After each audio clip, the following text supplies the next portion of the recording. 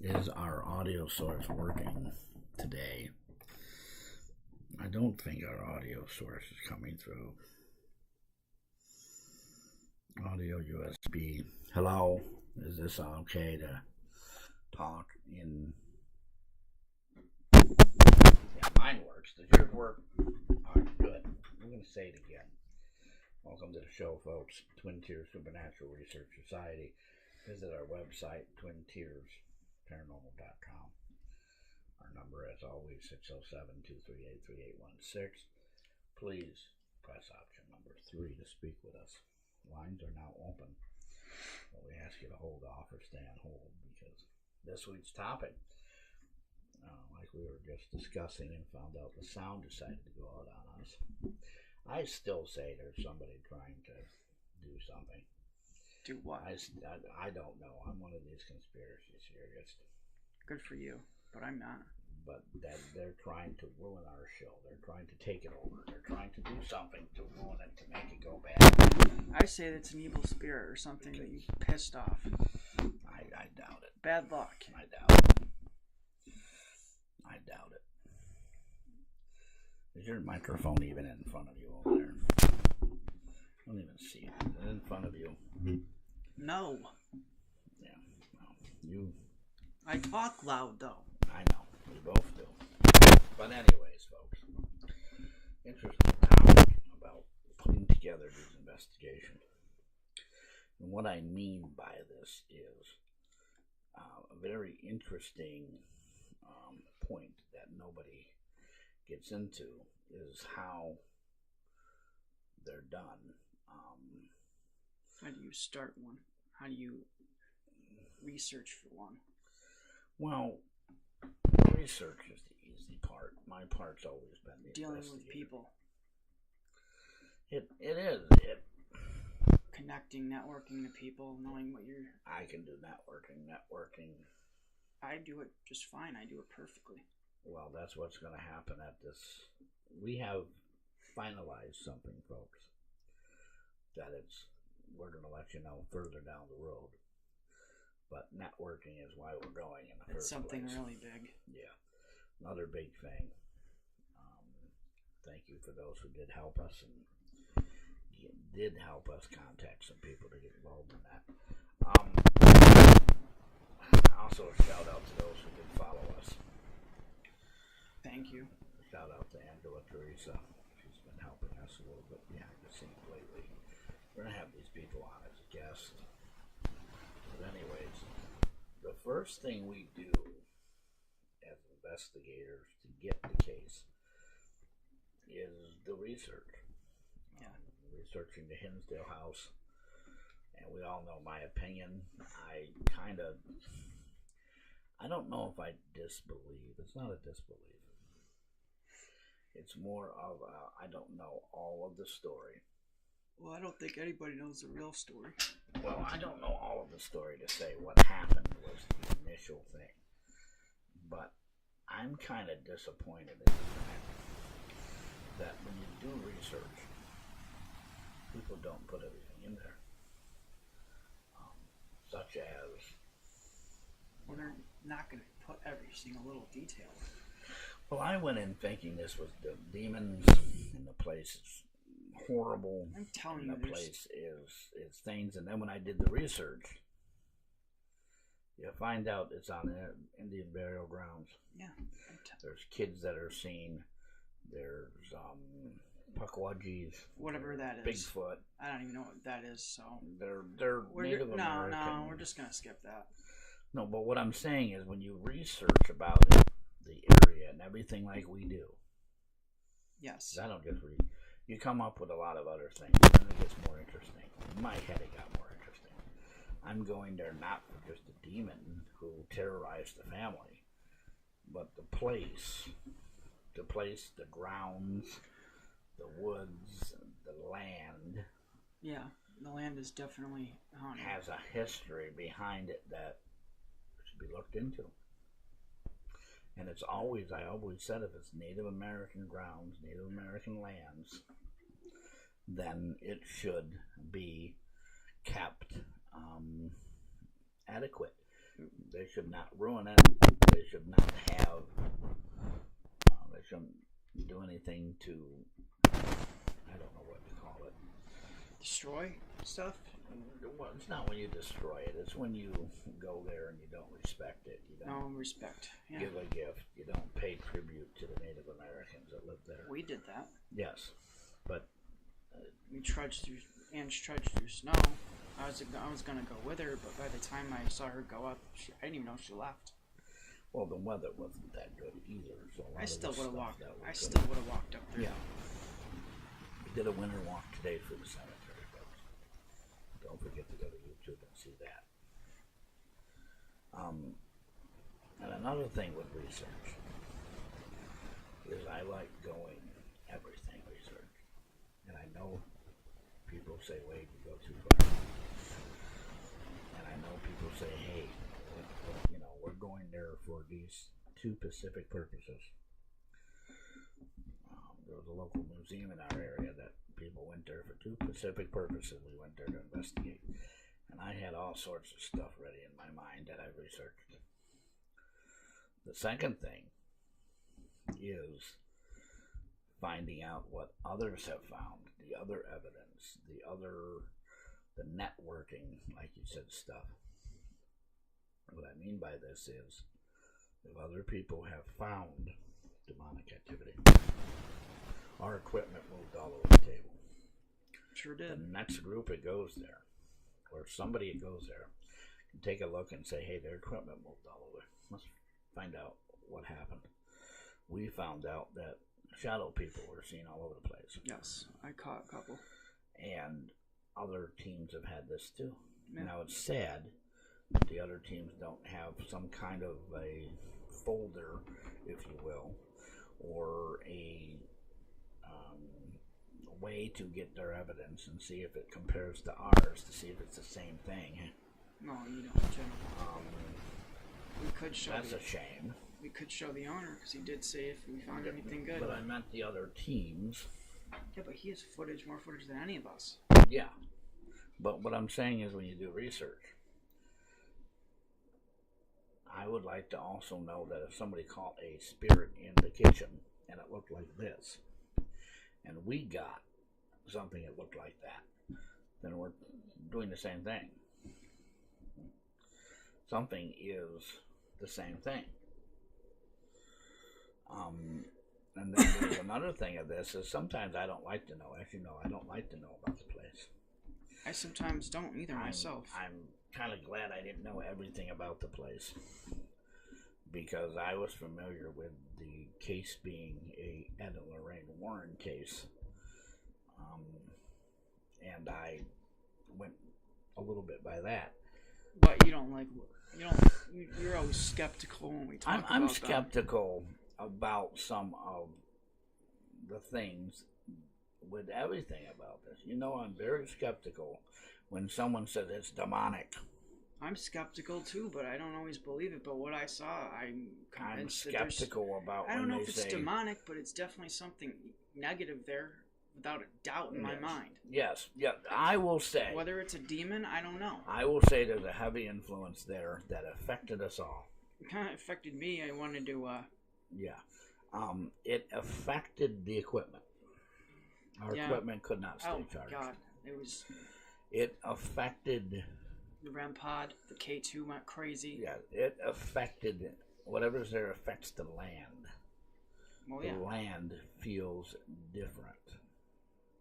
And you go out near the tire swing, you go out near the pond area, I never went up into the wood area there, but it feels different.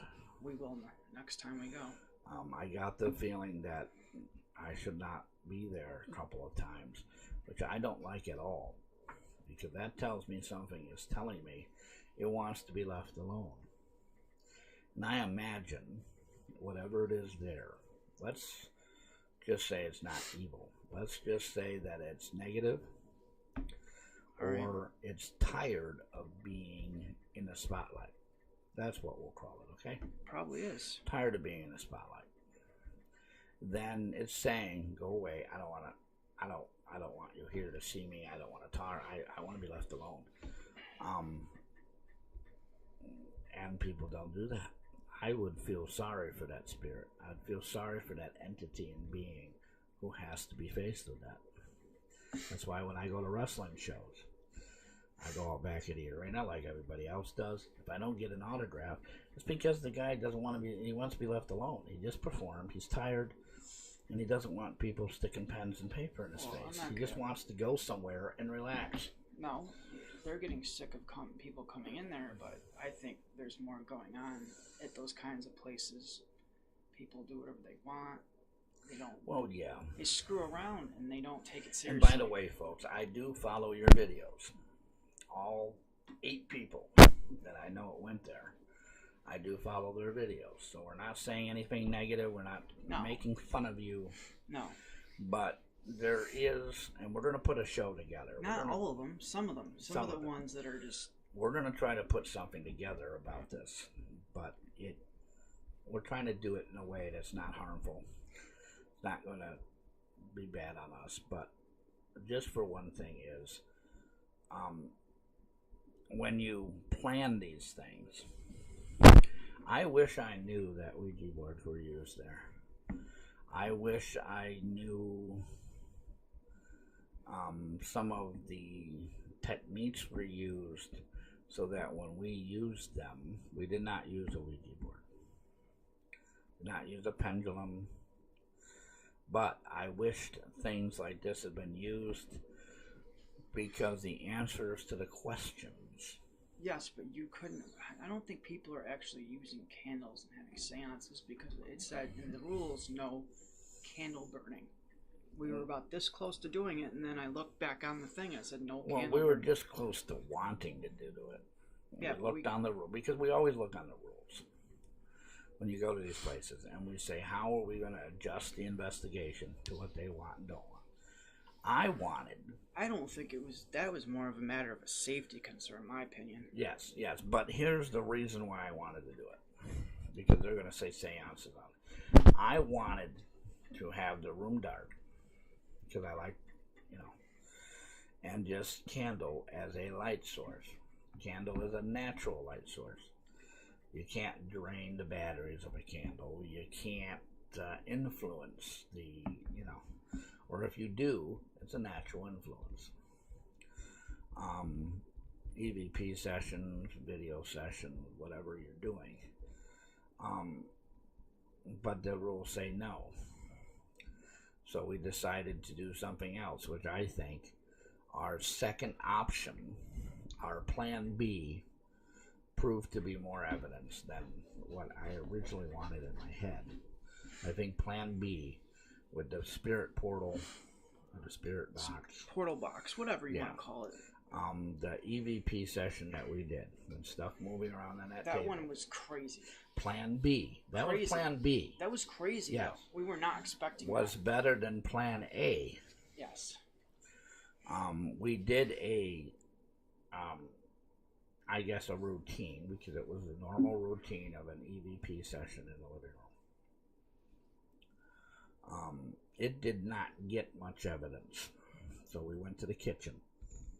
We all met in the kitchen after being separated for a little while, and that was plan B, which, in my opinion, folks, don't think just because your first choice of doing something in this field is, we're going to lose evidence.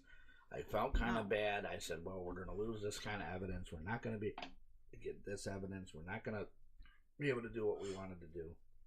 No, I improvised. I have done something similar to that place. And we got more evidence not doing what we planned. And that stuff moving around the table, I mean, I've seen it. I've seen it too, but it's still something I don't see very often. Well, the way it did it, it was almost like it was trying to take it away from you. Yeah, I know. Like, when the kid starts playing with the toy, and it gets all noisy and annoying, and you go in there and they're like, no. And move it and go backward. Yeah. I'm like, and the table's not this. It's not smooth. And I went by the second time I watched the video. It's not smooth. The table is not. It was not smooth. We ran the EVP session, next to the video, separate, the sound part. And the voices that were coming through the spirit box, the portal, if I can reach it, which I can't. Anyways, yeah, go over there and take all that equipment, wires apart. He's better at this wire stuff than I am. The last time I touched it, the wires, it messed it all up. But when you see this thing, you'll know what I mean. The voices that were coming through this thing, I just show them what it looks like. We don't got to turn it on and get it all going. I can't. Batteries are dead. Well, that's... I take the batteries out. Just show it on your side. You can just hold it right up there. And you do better at holding the stuff than I do. I'll break it. Drop it. You know, clumsy little... Stand about this instead of buying a $300 box. Yeah. Now, if you look at this, and you can see the two parts on the end, the thing, it's not a complicated thing. No. It's just kind of done a different way to this one. So, and it's not in some exterior box. Don't worry about it. Don't go and... No, I built it. Look. Yeah. I know exactly what I was doing, man. I've done this before. So, when you have that thing, and they start talking on it. So they started talking out of the... But words start coming out. I think we got wonderful evidence. The questions were answered. I think the questions that were pertinent to what we needed to know, as well as other things. Now, we believe there was a total of 7 to 8 different voices on that list. We narrowed it down to 4 that were understandable. Yeah. That means half of them were understandable. 3 of them were in a different language, and 1 of them was a child's voice. So you have 4 people that might have lived there at one time. The 3, I believe, they're Native Americans. Well, I believe it was Native Americans too, but the thing is... And then the 1 child. I don't know why a young... Because one of the children died there, I think. I think it was Mary. I might be wrong. I know it was one of them that died. Well, but what I'm saying is the child that came up on that thing was extremely young. Yeah, I know that. And how that thing works for everybody really quickly now. As I'm speaking into the speaker, it'll come out on the other end somewhere in a radio. So the radio has my voice on it. Yes, I know. And there's not children at night on the radio. No, I know that. So we debunked the fact that it was any radio transmissions or signals. We debunked the language. Out in the middle of nowhere. We debunked the language as being what they called scrambled transmissions. They can scramble, they can get odd, they can get duplicated. We debunked that, and in the process realized that they're actually voices. Might be talking to each other. And us. And us. And I think it was one of the very few that made a sense, even though we couldn't understand it. Because I've had other languages before. Spanish, I've had French. I think another one was a other spot with a Native American. It had a lot of drumming with it. And a lot of times when that happens, not everything is understood clearly. What happened at that place was, for me, was that same type of thing. Well, this is what the next topic we're going to talk about. The third thing is you have to know your team and what they can do. You can't just, and I'm just going to use this as a foolish thing to talk about. There is a haunting in the Kmart parking lot. And every night there's a woman that walks across the parking lot. Well, we're not going, any of our team members can go to the Kmart parking lot, sit in a chair, and talk to the spirit. Are you No, wait a minute. I'm just giving an example. Hypothetical. Hypothetically. Okay. Walmart parking lot. Something easy everybody's seen in their life since they were 2 years old. I thought you meant Kmart parking lot. Well, it could be, but... but I'm saying hypothetically to give an example. It's haunted by a female spirit. Any team member can go there and do that. Anybody with equipment. The park down there. Now, let's say we get to... let's say we go to a cave. An old mine. Not all of the team members may be familiar with walking around a mine or a cave. I don't know if I'll go through one of those. Mine, I don't know. Our equipment in the Kmart parking lot. Any of our equipment will work, no matter what it is. We may have a hard time with the cave. In the Kmart parking lot, we can easily find a plug somewhere, or a battery source, or, if we have to, we can lay out a battery to the vehicle we're in or something. You go inside of a cave and your batteries run out, you might be in trouble. Okay? Kmart parking lot, you don't need a lot of light sources. Yes. Street light, your flashlight. Cave, you do. You have to know what your team can do, what their specialties are, how they do them, how they operate for the investigation. Yeah, I think we're starting to get there. I think that all of our team members were at the level to do Hinsdale. None of our team members are really that new in the field. No, we aren't. None of our team members are lacking the knowledge, performing proper EVP session, to be on video properly, to run the thing properly.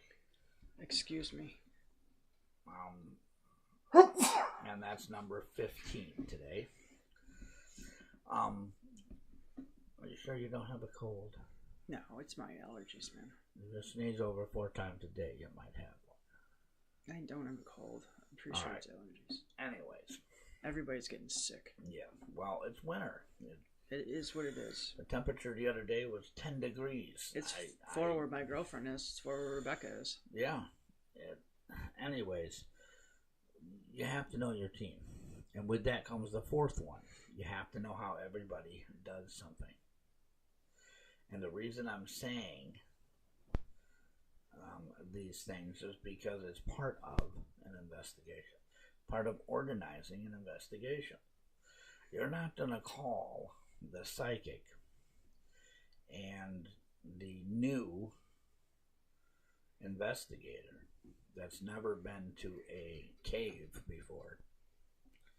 Just like you're not going to have everybody running around a parking lot. Yeah, I get what you're saying. I completely get what you're saying. But about that parking lot that you're talking about, yeah, when I was living down that way, I would walk through that parking lot at night. And I'm going to tell you this to be serious. Sherry Lindsay's not too far from there. And well, let's tell the people what this is. This is a park named after a girl. But I'm walking the parking lot. Yeah. But you keep going. Yeah. I'm walking the parking lot.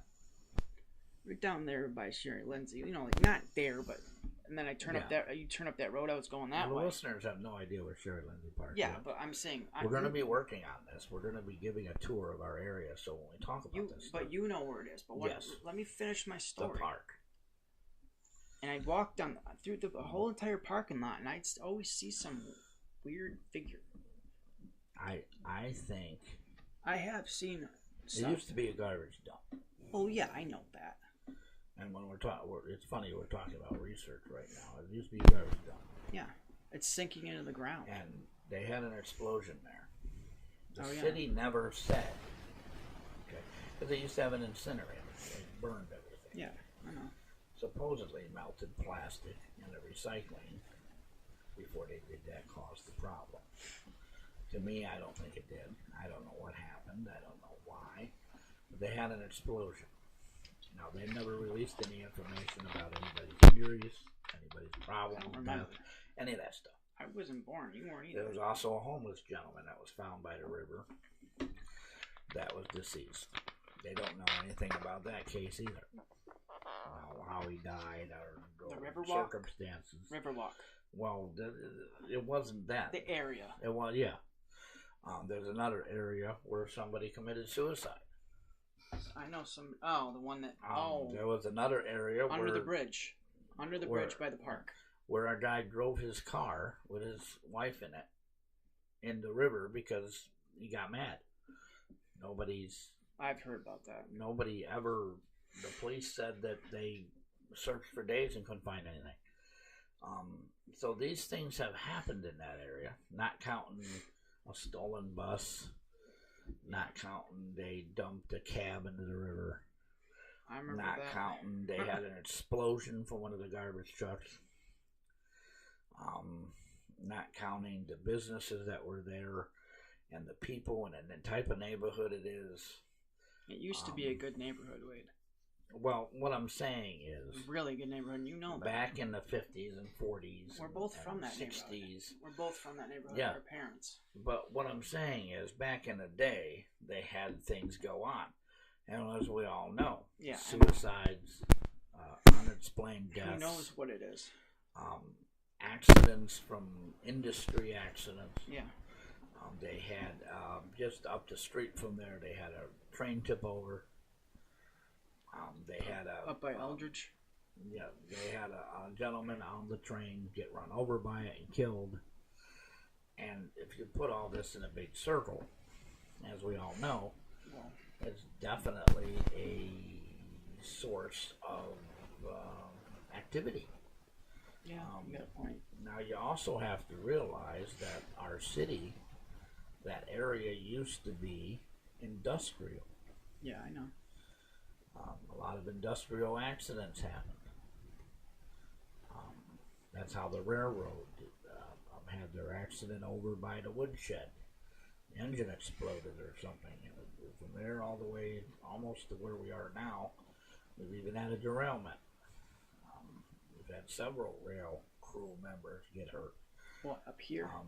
Hobos jumping the train or vagabonds or whatever you want to call them. Train jumpers have been killed. I know that. In this area. So I wouldn't imagine, just on that alone, let's say somebody jumps the train, they don't make it. Unfortunately, they don't make it. I don't like talking about it, but it is true. They don't make it. Something happens. That is a prime source for paranormal activity. I know that. So yeah, you could have seen anything there. You could have heard anything there. I have seen mist that I can't explain all the time there, going for my nightly walk.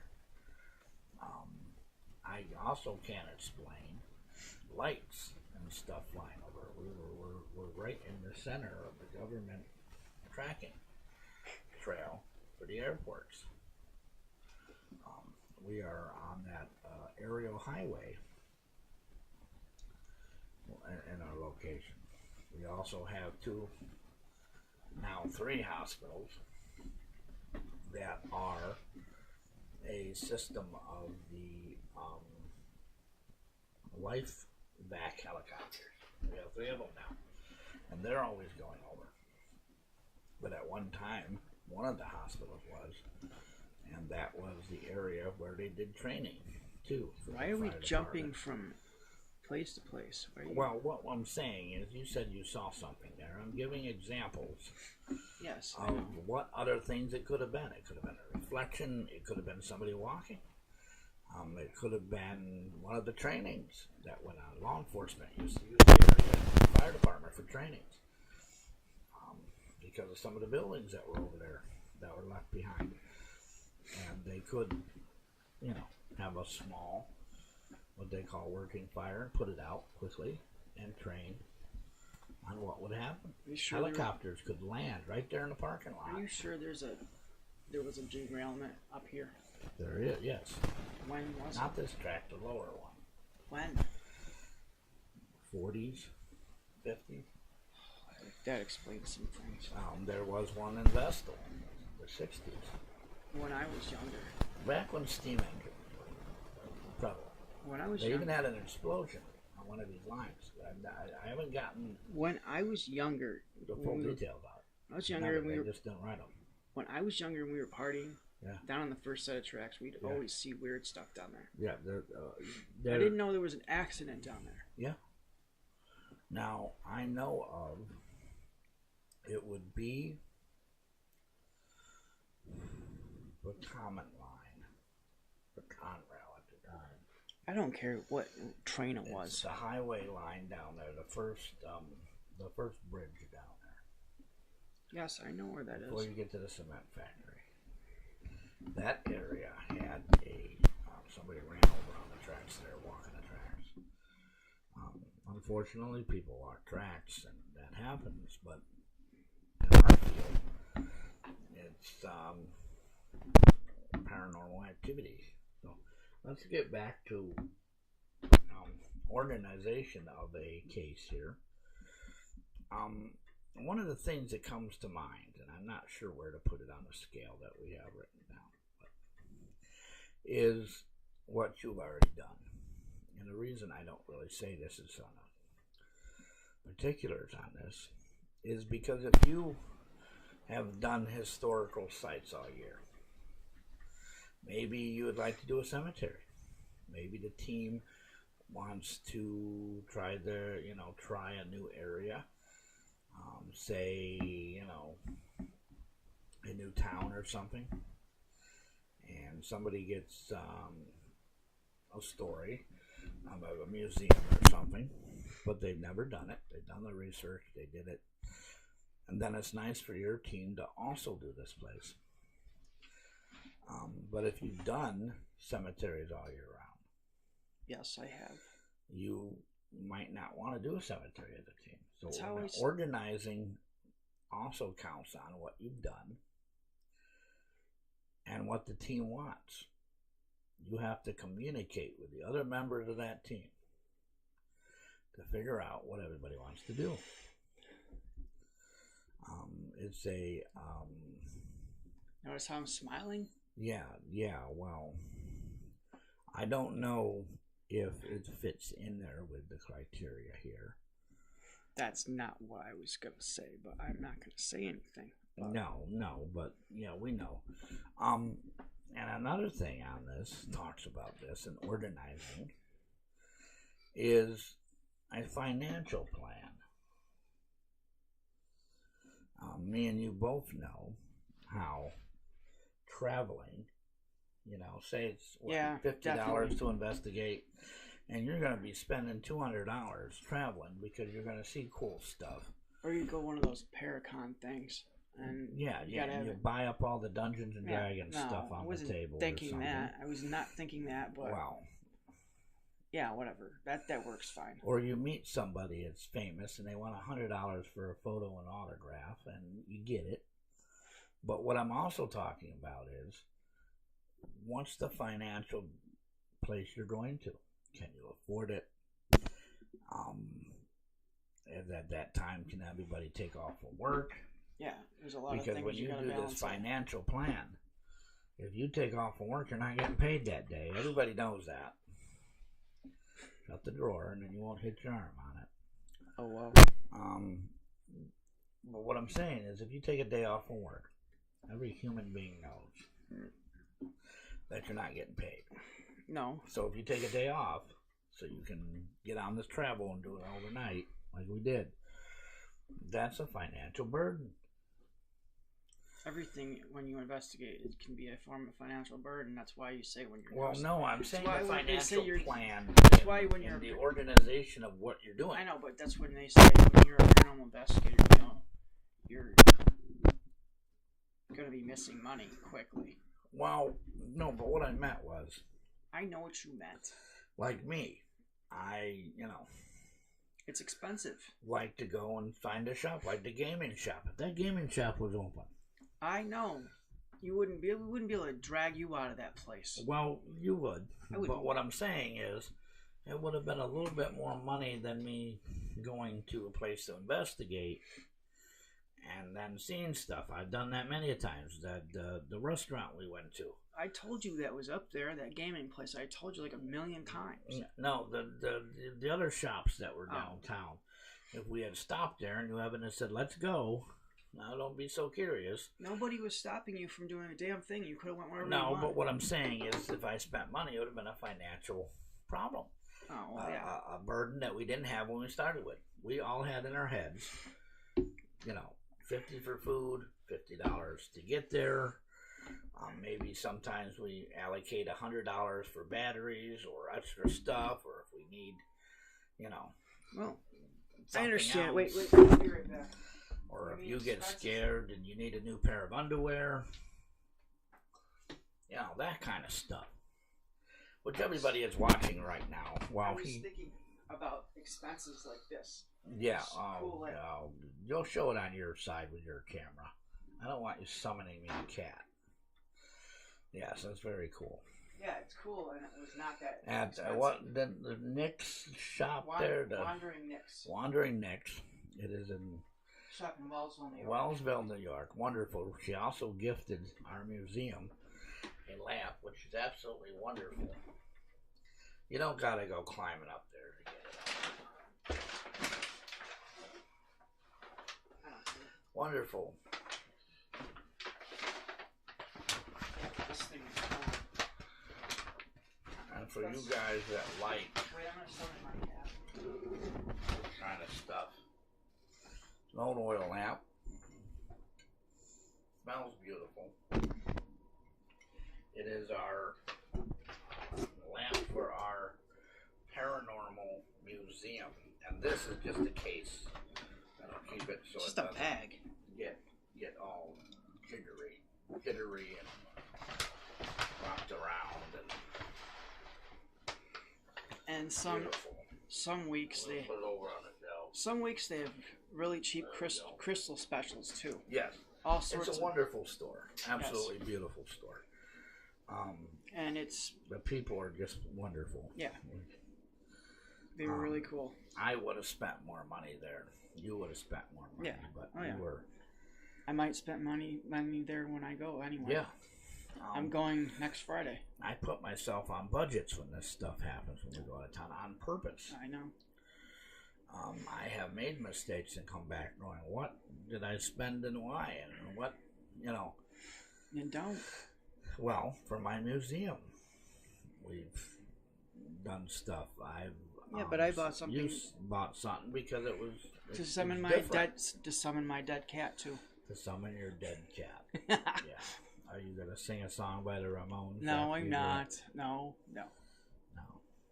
Are you gonna run around in a big circle and meet the guy that played the Munsters while you're at it? Yeah, it would be kind of cool. Yeah. Maybe you can summon him. But anyways, but be careful what you summon. I understand that. Yeah, the cat might not want to come back.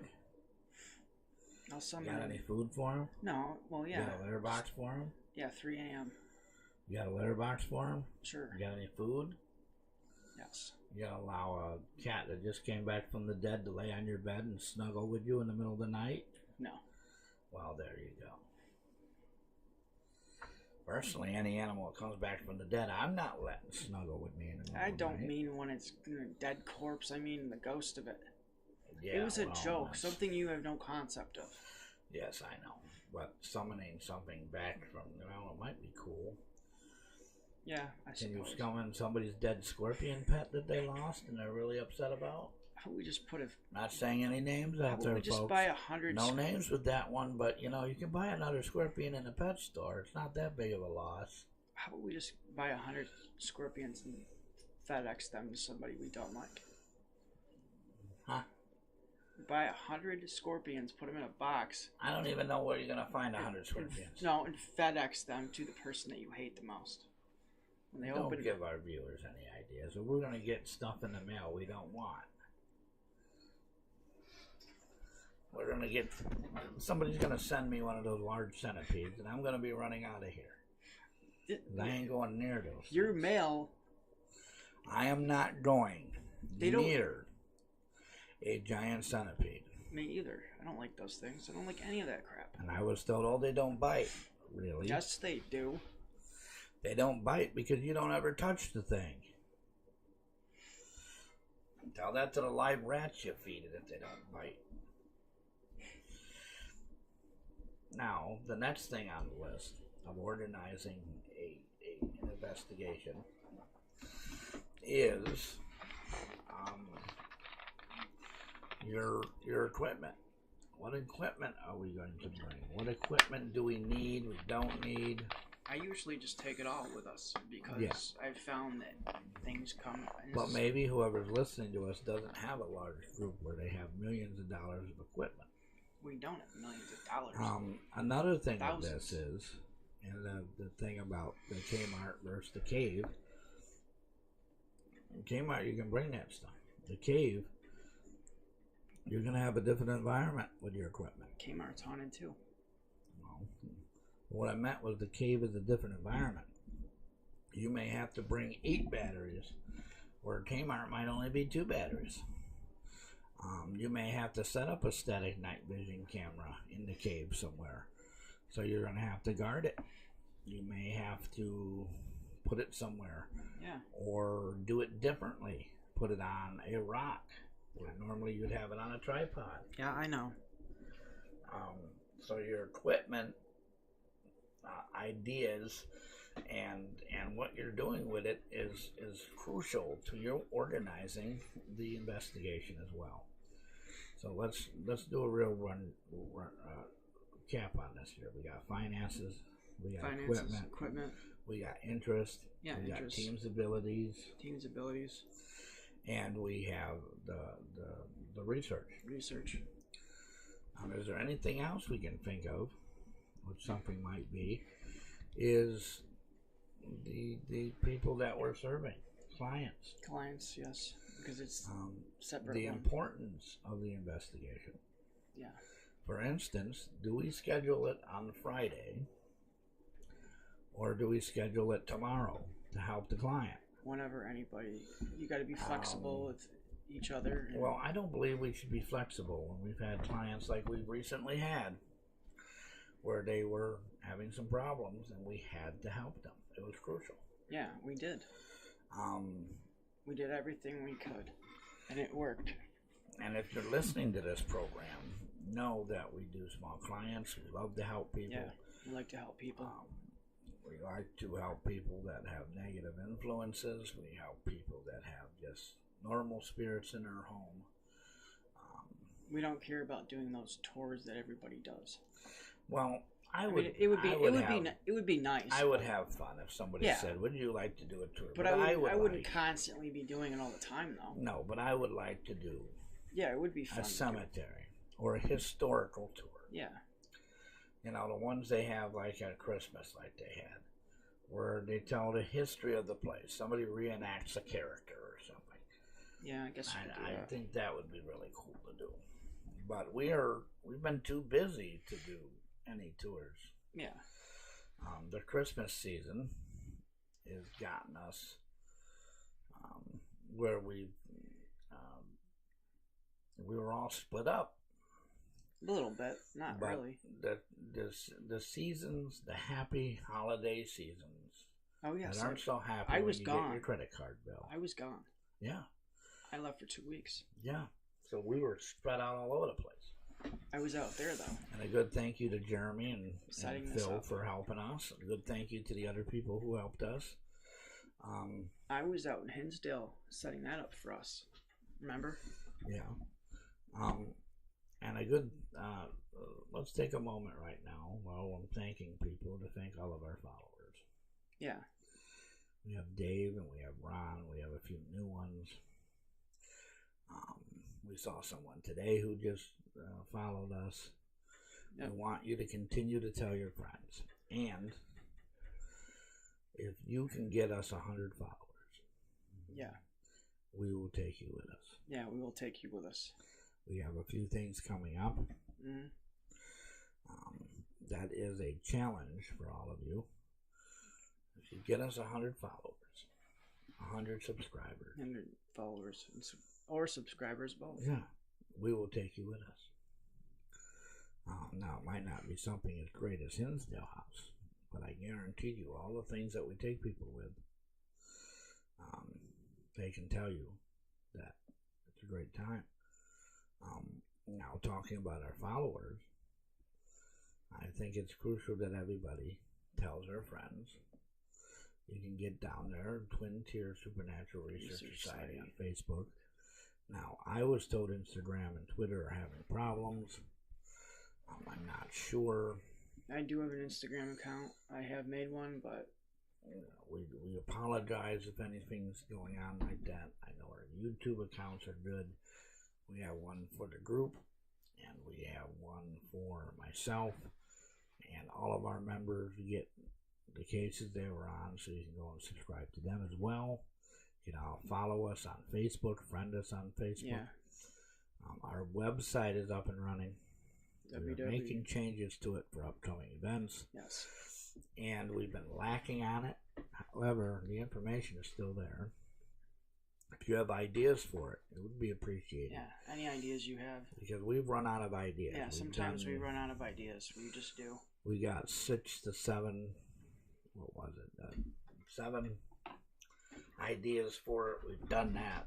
Well, we'll keep coming up with, but if anybody can. To me, a website is somewhere to get information. Yeah, but also having people help us decide stuff is good input. Plus, we give them what they want. Whatever you guys want. Yeah, well, not whatever they want, but whatever it looks good to them. I don't want to have a website that is boring, dull, and inaccurate. It's totally just trust me. We added some new evidence. All 3 of us need to sit down and do it. Well, see, we did that last time, and that's, like I said. Ange, let Ange help you.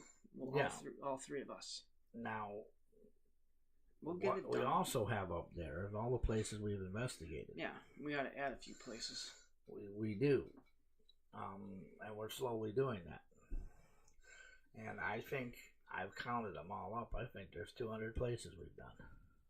Oh. Between you, Angie,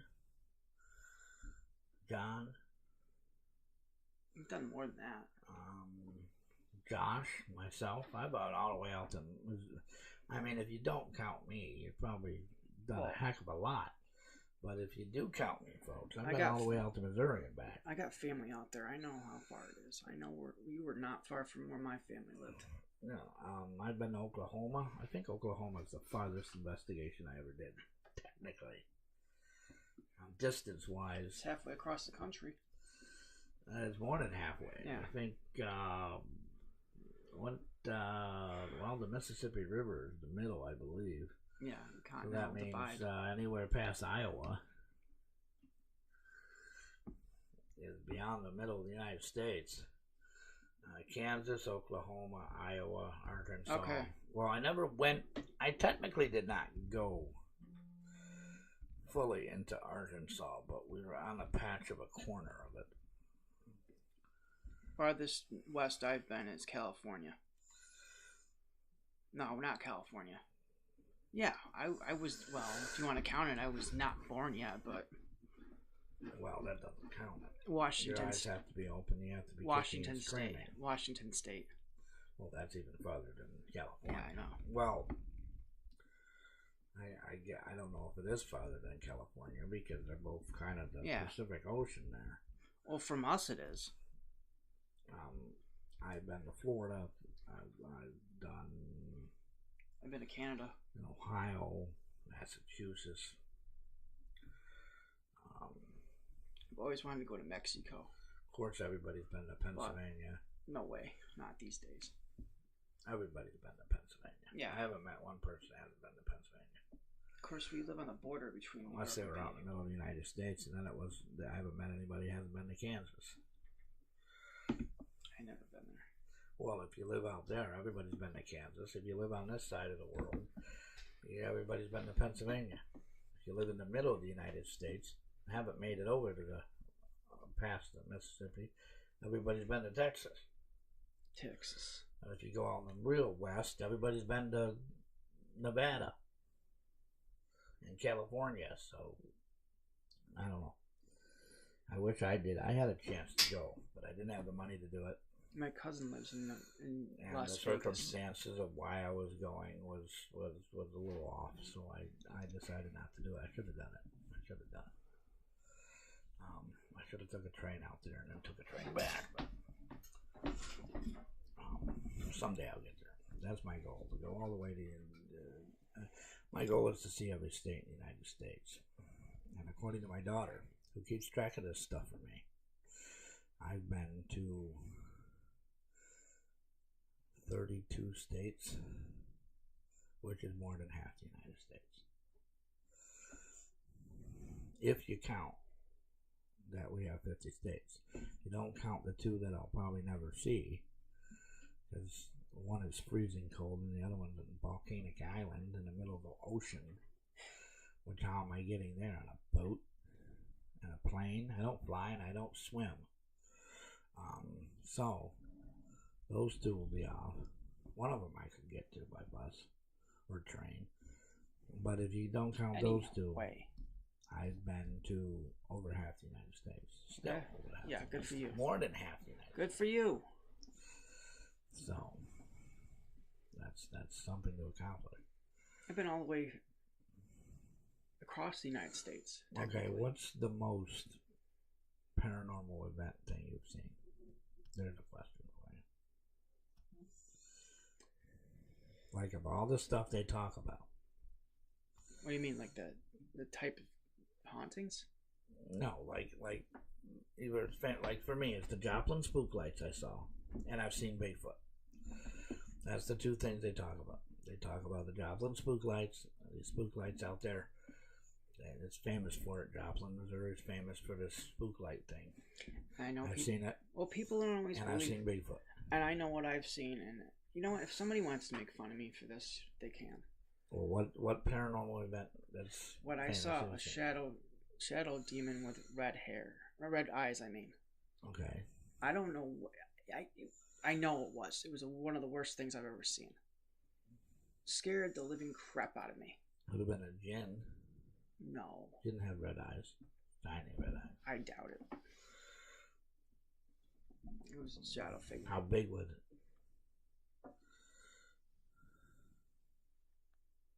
About the size of you, probably. Maybe a little bit less.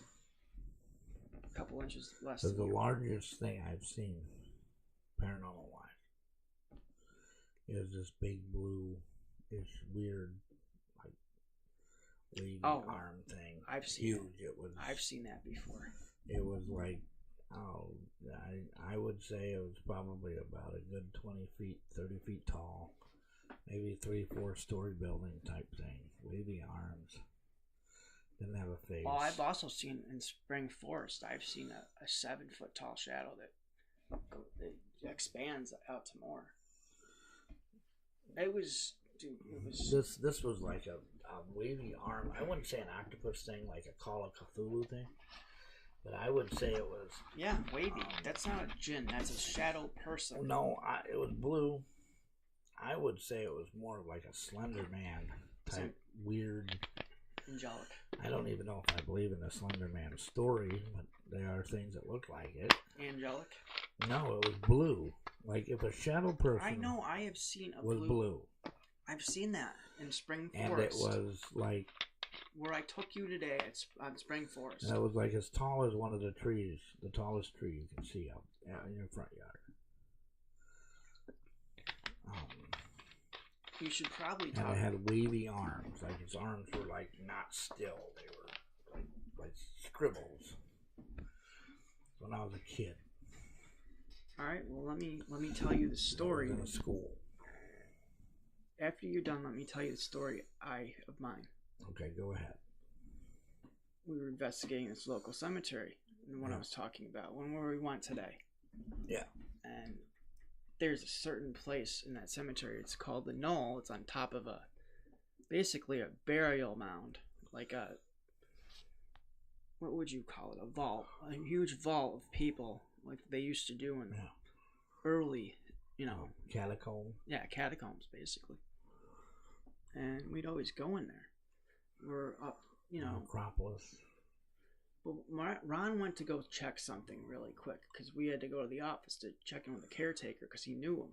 He worked there, so I stayed behind, in that area where I told you about. I'm looking at one, I'm talking to I think I was talking to my friend Chad, and out of nowhere, I saw this shadow right in front of me with red eyes, and it scratched me right here in the. It was a blink of an eye, and then it just kept sitting there. Like that wolf creature you caught a picture of? It's not a wolf. Okay. It's an actual shadow person. Black. Full shadow. Black. Just scratched me like that. And I freaked out. I got on the phone, I called Ron, I go, get your, back here. He couldn't get back. He said something was blocking him from getting back. And I freaked out, man. That was the most scary. We're gonna have to do a show where we're live there at some point. We're gonna have to do it. Our video of us going there. Today was a winter walk through it. It was cold. It was winter. We haven't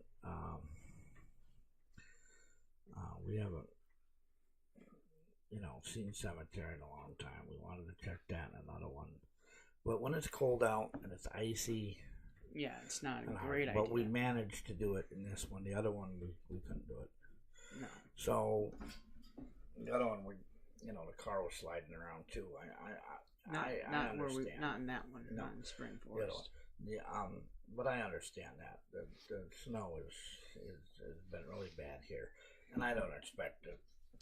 I don't expect them to be plowed out and done around with like they do.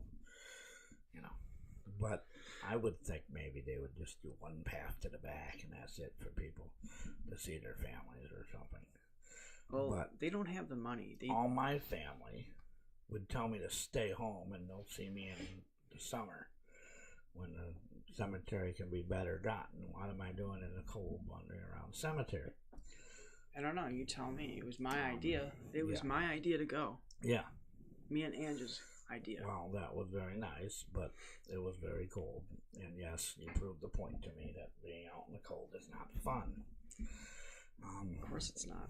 But it was worth it to me because I hadn't been there. What I don't understand is the warmer up on the top there with no wind, and it was below with the wind. That's because the place is like frozen in time. I'm telling you, it's like a capsule. I don't know. Stuff slows down up there, and it does sometimes. Yeah, well, the other side is the oldest part. That part is really creepy. That part, if I was going to be creeped out, where I would say, I have a problem coming. I don't want to be alone back here. Down the other side of that hill is where that would be. Which hill? Which one are you talking about? Where the two people caskets were laid. Oh, that's always the other side of that's the old part. Yeah, I know.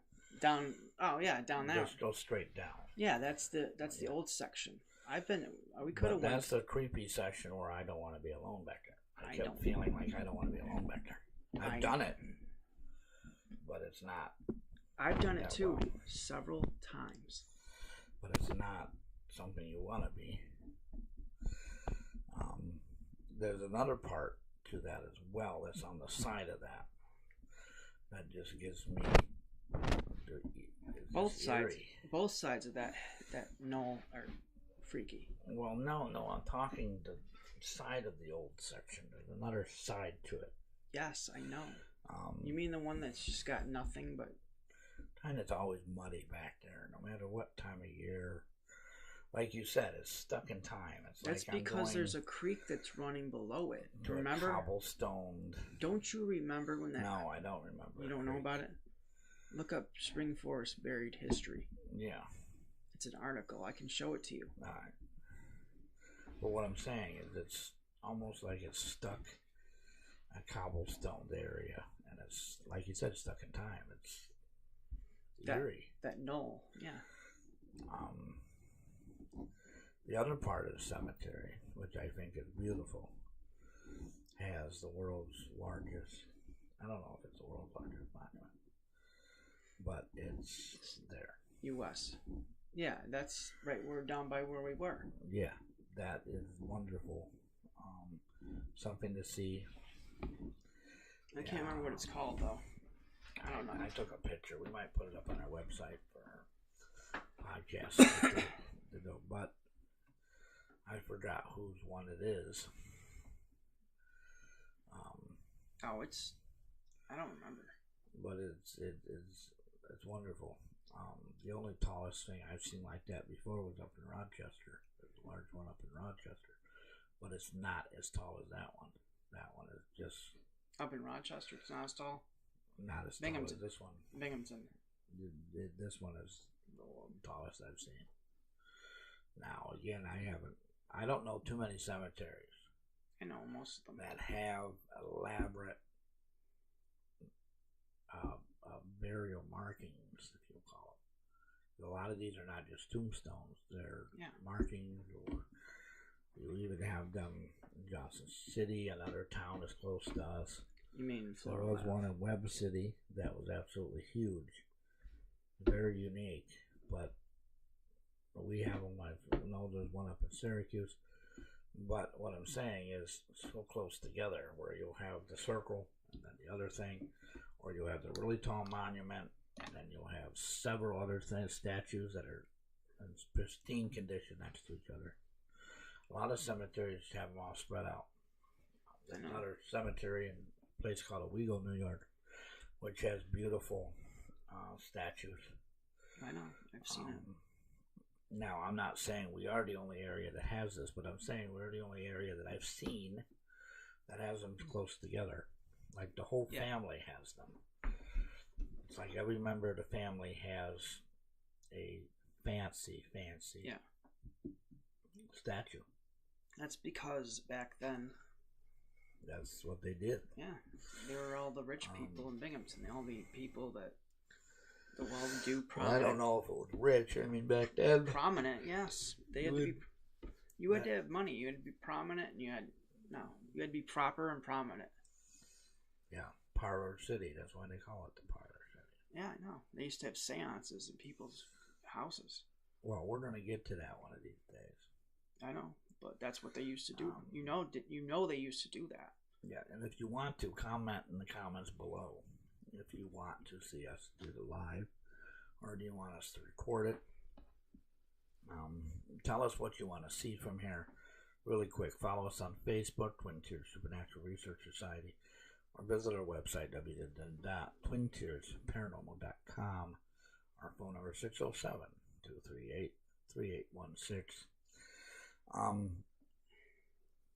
A lot of things with these cemeteries. We're talking about organization of team investigation. I wish they would have tours and histories of the cemetery. I wish there would be something for people to take it serious. Why don't we see if we can do it? Yeah, well, no, but what I meant was it's something that your team should do is go to the cemetery, look up the history, look up the people buried there. Like you and I didn't know this stuff.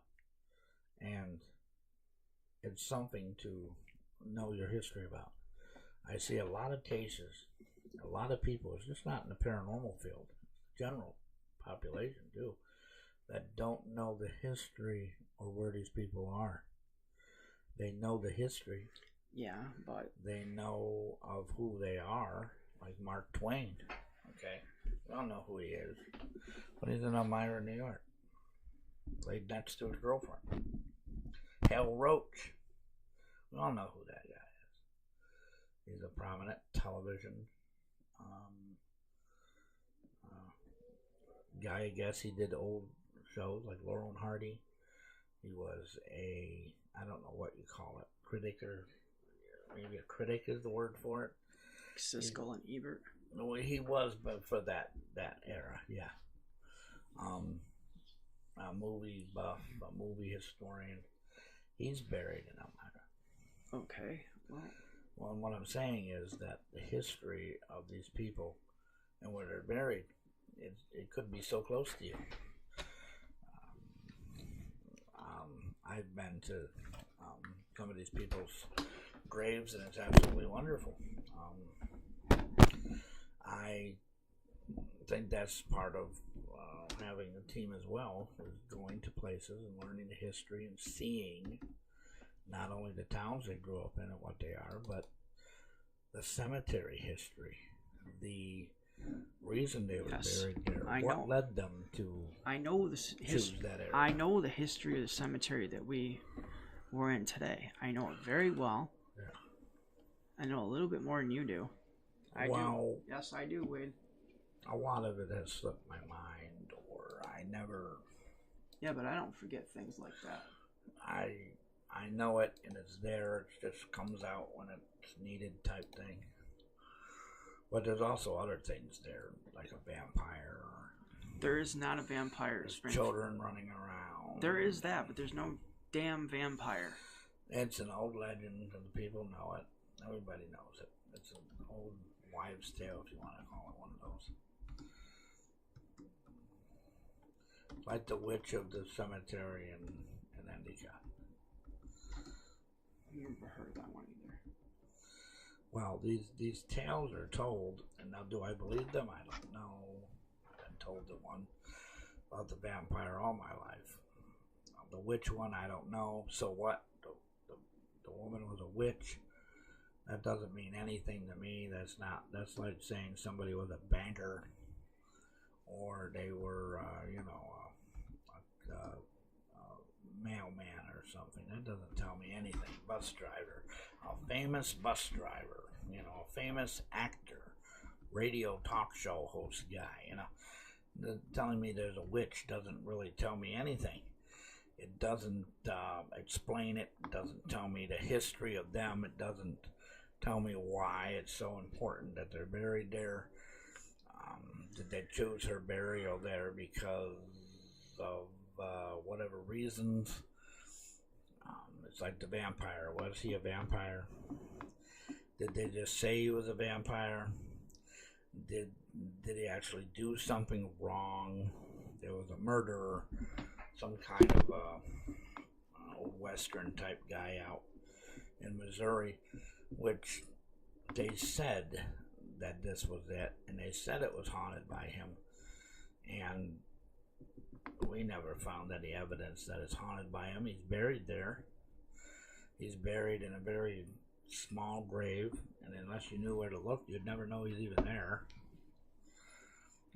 You need to read this right here someday. Okay. What is it? Binghamton's buried stream of the First Ward. Yeah. It's a history of Spring Forest Cemetery. Just looked it up. What's the website for everybody to go to? Well, there's a link. Gotta be a website. Gotta be somewhere. Yeah, you type in Binghamton's buried stream of the First Ward. By the way, folks, these Zero candy bars are great. Binghamton's buried stream of the First Ward. I typed in Spring Forest Cemetery, Binghamton, New York, buried stream. Yeah. And it'll come up and it's give you a history of Spring Forest, a very good one. Which I was trying to tell you earlier. In the old section, it flows underneath. There's a creek that comes through it, and it was buried. Okay. It used to come from Glenwood, because there's like a waterfall type thing up there. It goes all the way down. It's a buried stream. If you read this about the waterfall. Yeah, but it runs through Spring Forest. It's buried. Okay. And is that the one that went over there by Clinton Street? Yes. And it would continue on over there by near Rick Park somewhere. But there's one by there too. No, No. It goes out where the old ice house was when you're going towards the front street on the right side.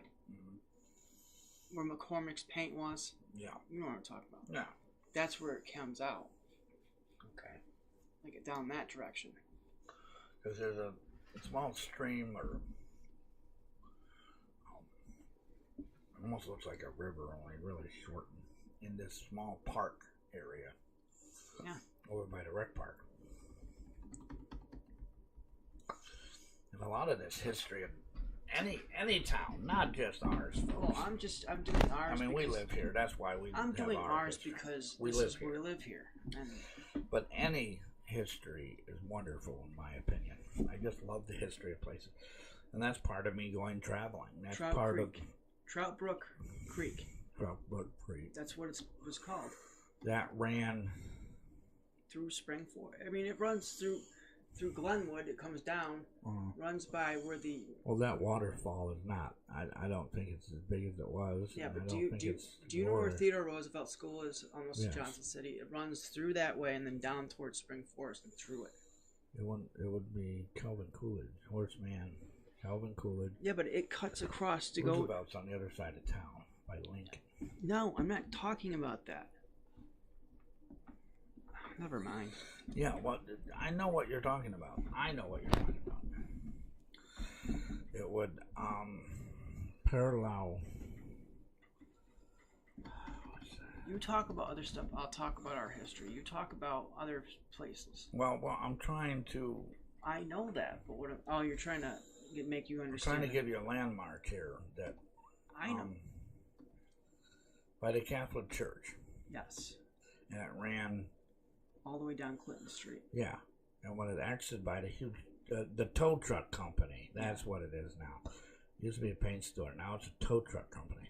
Huge one. I know. Huge garage. I don't know if I can't recommend any mechanics to you, but I know what you're talking about. That's the old Erie Canal, too, by the way. That's the old Erie Canal. No, it's not. Yes, it is. That's how we got the pathway where the walking path is, the old Erie Canal. Went all the way up to Stingle Bridge.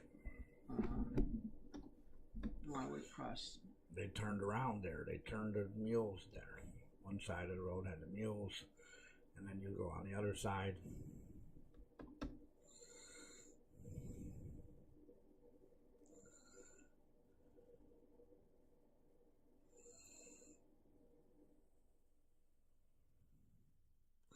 But anyways, yes. All right. I'm going silent here because we're trying to read this stuff.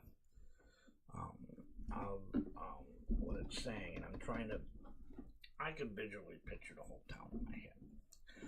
And what he's trying to do is tell me where the stuff was, so I can let people know if they wanted to trace it.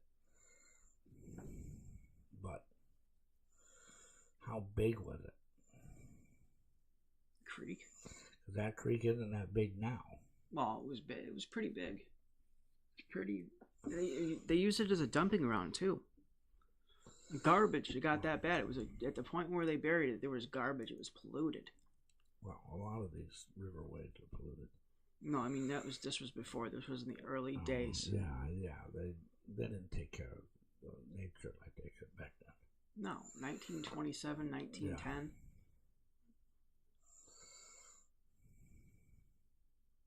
Right here. I'll read this passage right here. Yeah. There's a mayor. He was called Mayor Green. Yeah. When he died in 1910, Mayor Green was buried in Spring Forest Cemetery. Just as contractor Rose was busy burying I can't even say it right. Burying Troutbrook under Spring Forest Cemetery in September 1927, working on a 20-foot deep pumping house. You get the general idea. Yeah. But it was, I told you, it's exactly what I told you. Yeah. So that went by the old photography factory.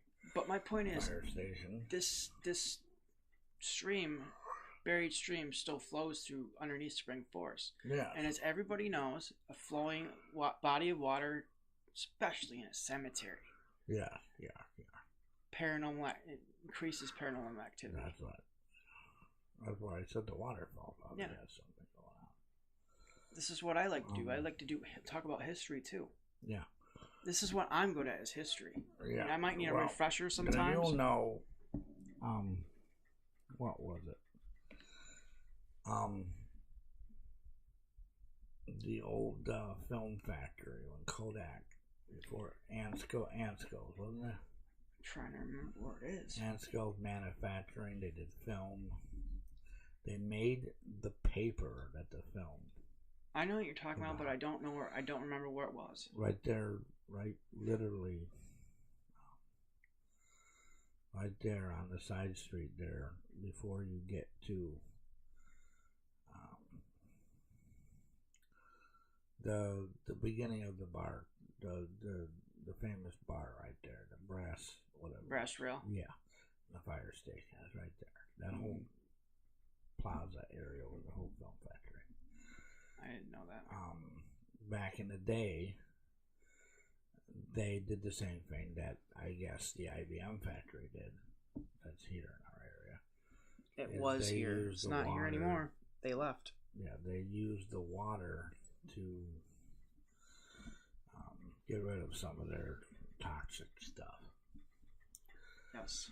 And they said their ground is toxic. Now, I don't ever know what come of it. I don't know what come of it. If anybody's ever tested, researched, and prolonged it. But they said that's why that area is the problems the area had. Now, I do know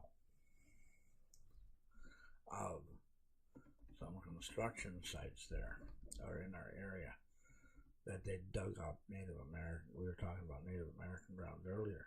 They dug up Native American grounds and buried the people in unmarked graves there. I know that as well. Did you know that Isaac Perry, one of our huge architects, designed the gates for Spring Forest? That's right. Okay, I was just making sure you knew that. Yeah. He designed probably about a good 60% of Binghamton. And there was the U.S. Senator the U.S. Senator back towards where the Civil War. It was Senator Daniel Dickinson, which has monuments on the bottom, and then there's some on the top.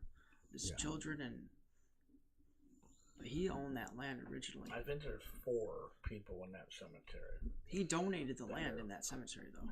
Yeah, that everybody would know. Yeah. The founder of our town, Joshua Whitney. Yeah.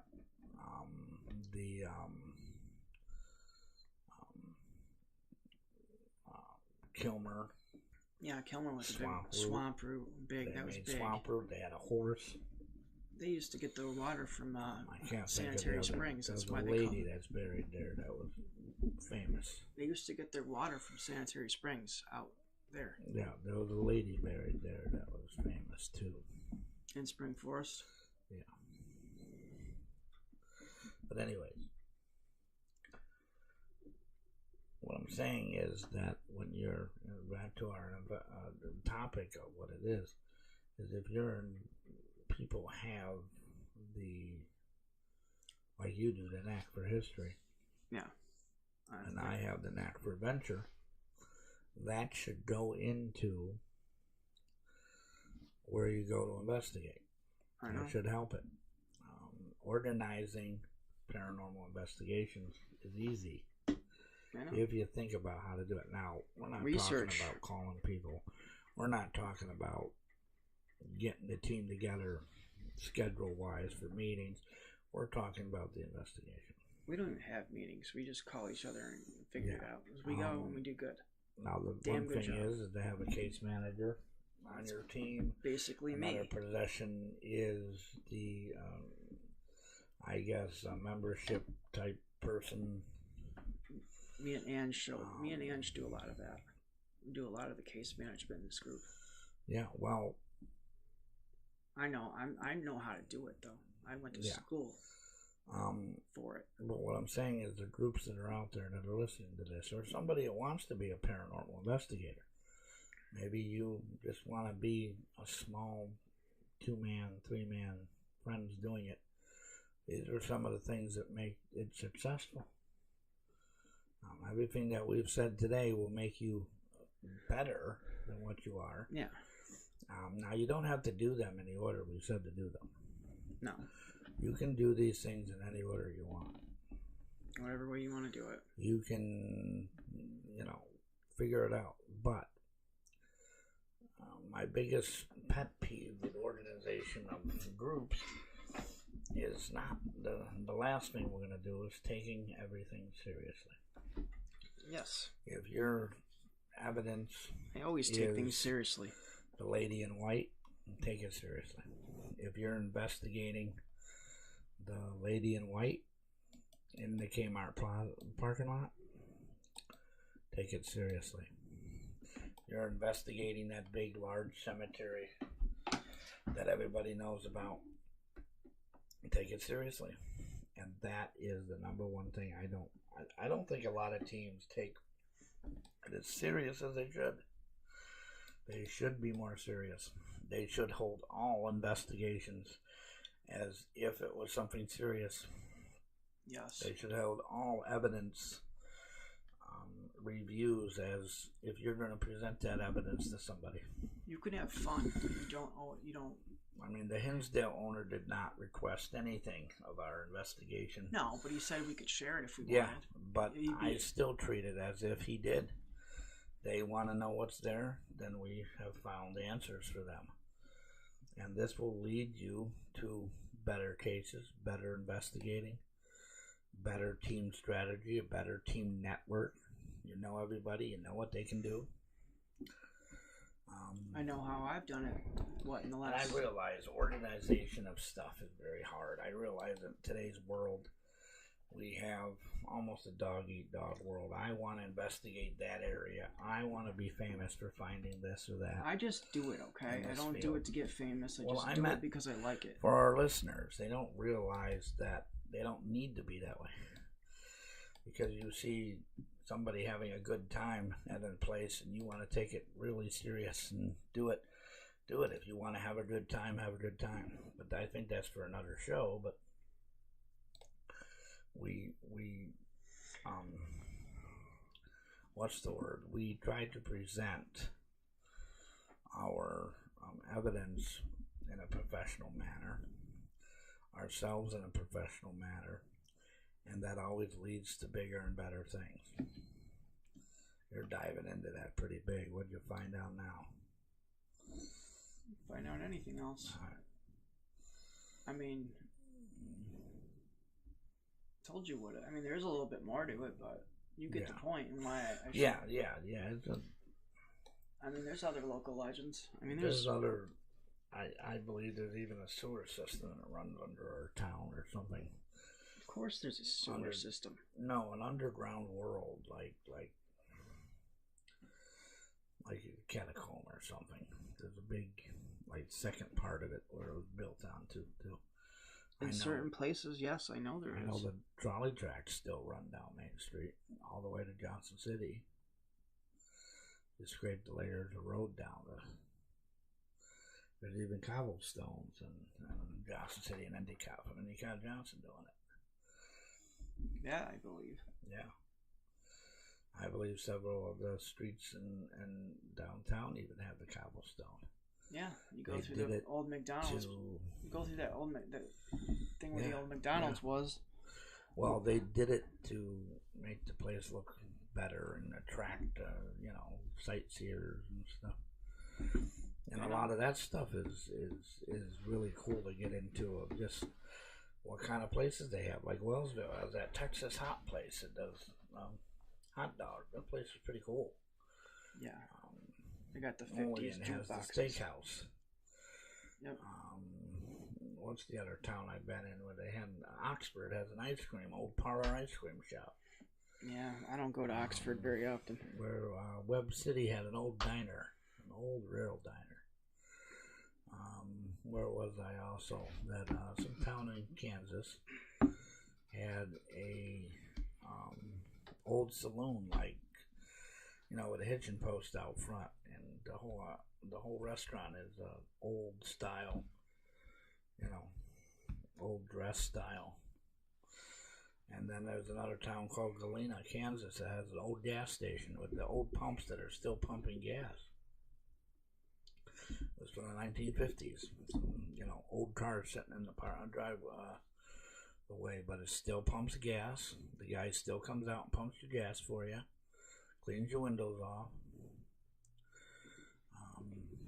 Some of these sightseeing places are all sightseeing places are all pretty cool. But we're winding down our program tonight. I don't know how long we've been jibber-jabbering about some of this stuff. Facebook is Twin Tiers Supernatural Research Society. Phone number 607-238-3816. Our website is www.twintiersparanormal.com. So we've had a good show tonight talking about how to properly organize and prepare for investigations.